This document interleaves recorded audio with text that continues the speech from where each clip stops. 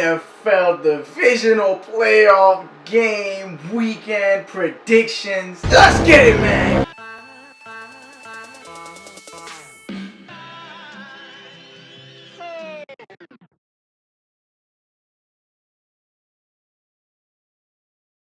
Guys, your boy ODJ back here. Now a reaction video. We're gonna be looking at these predictions real quick. So we got, of course, the 4 games up on the board. We got the Rams versus the Packers, Ravens versus the Bills, Bucks versus the Saints, and Browns versus the Chiefs. Now, just want to do a quick prediction video before I'm going to be dropping some basketball basketball reactions. And we're going to be talking about the James Harden trade. So those are the videos I'm going to be posting today. So far, so good. I'm doing well in terms of recording and posting every day, except for like Monday. I posted like Monday morning, like 11 p.m. to like 12 a.m. into Sunday. So like that was a little iffy. But I'm still trying to, continuously post and ramp it up. Most definitely. New year. Time to switch it up. Put more dedication into it. Of course, I've been watching some motivational videos to switch that up. But we got the first game here, which is the Rams versus the Packers. Now, of course, we're going to take the Packers here, mainly because, now see, if both teams were healthy, it would be more of a toss-up. But the Rams are heavily injured. You got Jared Goff with his hand injury. You got 3 bolts in his hand, so that's still kind of creaky. And then Warford, we don't know if his injury, I don't think he's going to be able to clear concussion protocol by, what is it, Saturday? It's Saturday, right? Yeah, it's Saturday. I don't think he'd be able to clear concussion protocol by Saturday, especially because he played on Sunday. And then also too as well, Aaron Donald's injured too. Now, of course, on the Packers side, of course, we know that it's going to be Devontae Smith versus Jalen Ramsey. But Jalen Ramsey isn't too good with elusive receivers like Devontae Adams. And what I'm talking about is when he went up against DK is a very physical wide receiver. He can create his own space with just his sheer body size and might. Whereas Devontae is very, very technical off the line with his release, the way he cuts in and out of breaks. And then also too as well, when you're one of those wide receivers who's more elusive, Devontae Adams, Stephon Diggs, Adam Thielen, very technical. Michael Thomas, very technical. Michael Thomas, a little bit of physicality and technique. When you're that technical off the line and in your routes, where you don't even get touched by the receiver. I mean, we've seen highlights where Devontae Adams is making the DBs look like fucking fools. You can't really put your hands on it, which is what Jalen Ramsey's biggest aspect of him playing defensive back is. He's very, very physical. He likes to put his hand on the receiver, but if you're like that and you're playing against someone who's technical and your hands miss, you're not going to be super effective. So that's why most definitely I'm leaning towards that. And also too, they have the one of the GOATs, Aaron Rodgers. So I think the game's going to be close. Maybe so, because the Rams rely on their run defense and the Packers defense doesn't show up, which they have shown to do. I mean, let's not forget Dalvin Cook ran wild over them and literally single-handedly beat them by himself. And then you got Cam Akers coming into this game red hot, and the Rams team has been a running team all year. They've been a pretty balanced team overall.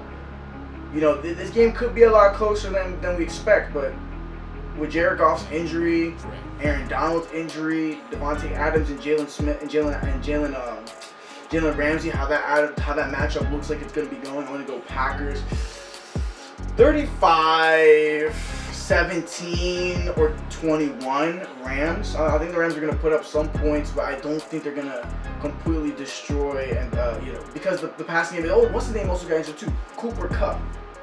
So I'm taking the Packers. Now we got the next game. Now this is the biggest.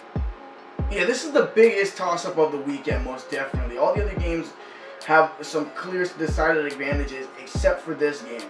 So you have the Bills, who have been super duper red hot.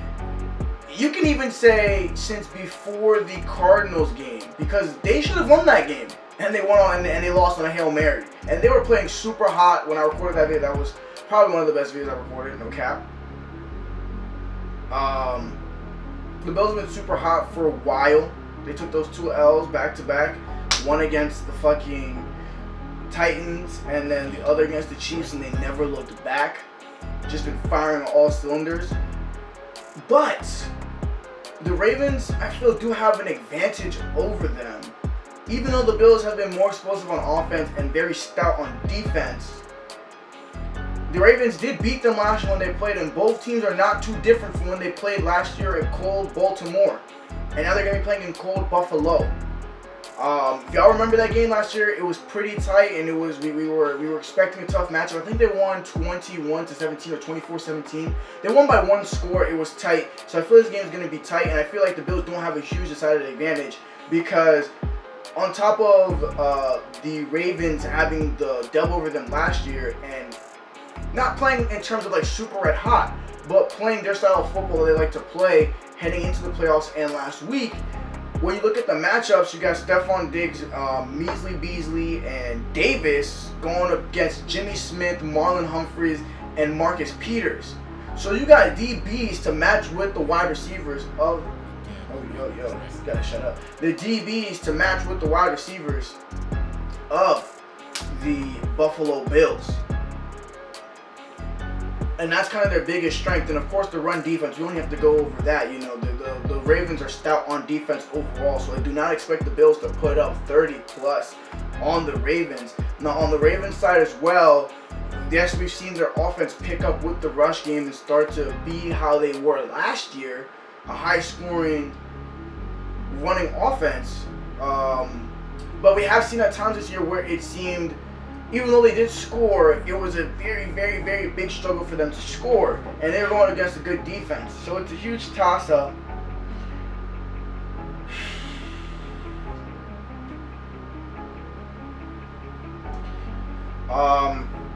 Hey man, listen. I won't be mad if I'm wrong on this one, but I'm gonna go with the Buffalo Bills. Josh Allen has been on a hot streak. He's been playing like a top 5 quarterback all year. And I feel like at the end of the day, he's going to be able to make enough plays to win the game.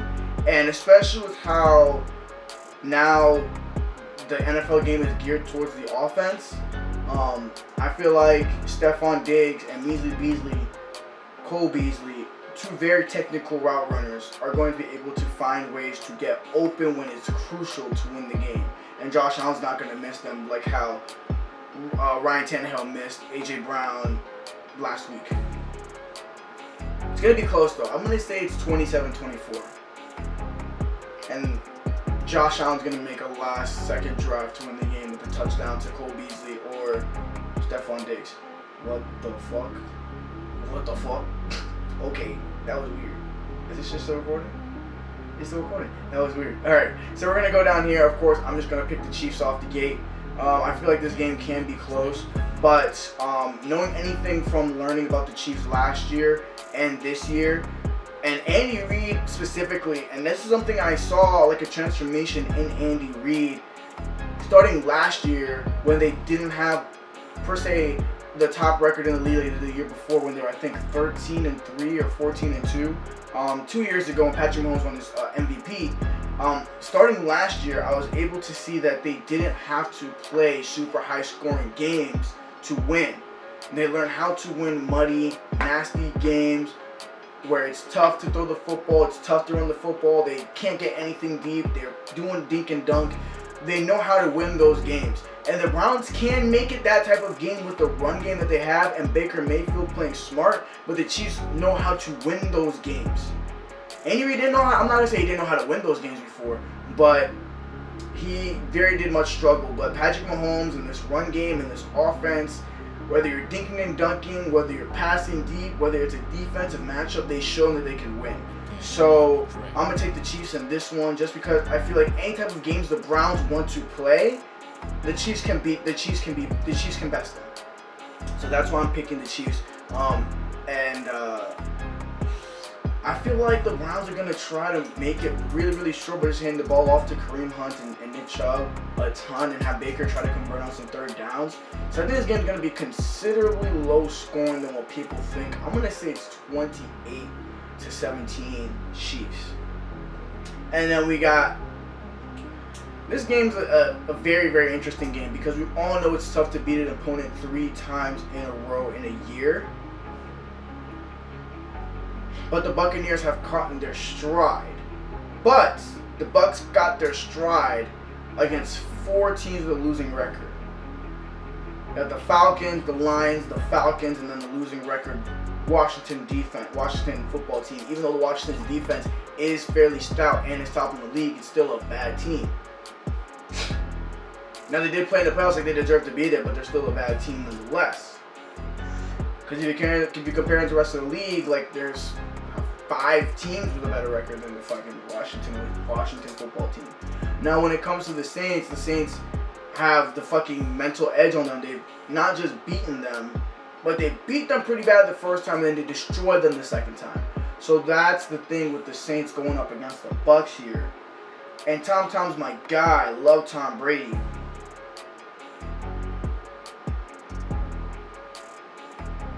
I'm gonna take the Saints. I'm sorry. I'm gonna take the Saints. Damn, I went a whole right wing, every single overdog. I took the overdog when most likely one of them is gonna lose. If any of these teams are gonna lose that I picked on the right, it's gonna be the Bills. But I'm pretty confident in all my picks. I mean, it's not so much that the Buccaneers can't beat the Saints, but it's just that the past 2 times it was just so decided. Tom Brady making bad turnovers. What the fuck is going on with my laptop? Hey, yo, that shit's insane. But Tom Brady making bad turnovers, their offense not being able to get in gear. The defensive line for the Saints is still going to be as good. The offensive line for the Saints is still going to be as good. I mean, it depends if Drew Brees makes some huge mistakes and just his body just fails him in the game. But if that's not the case, and Alvin Kamara still does what he does. And in the other games, bro, you got MT back, you got Emmanuel Sanders, Deontay Harris, who was a game buster. Yo, he's a game buster. He's a game buster. But yeah, I mean, we saw them play twice, and they got destroyed twice. They got beat real bad one time and then destroyed the second time. That's my predictions. If there's any ones I'm very not confident about, it's the Bills versus the Ravens. And semi-Bucks versus Saints, because I'm a very superstitious person. But I'm confident all 4 are going to win. I feel like Saints are going to... Fuck, I don't want to say they're going to steamroll them. But I feel it's going to be 35-14. Unfortunately. With all that being said, please like, comment, share, and subscribe. Tell me if you guys thought any of my picks were wrong. Tell me what you guys think the score is going to be for the games. And put your predictions down below as well. It's probably not going to be a lot of you, because even when I did prediction videos when my channel was popping, those videos didn't really get too many views. So, if you do watch it, please comment down below, and I'll catch you guys in my next video. Deuce.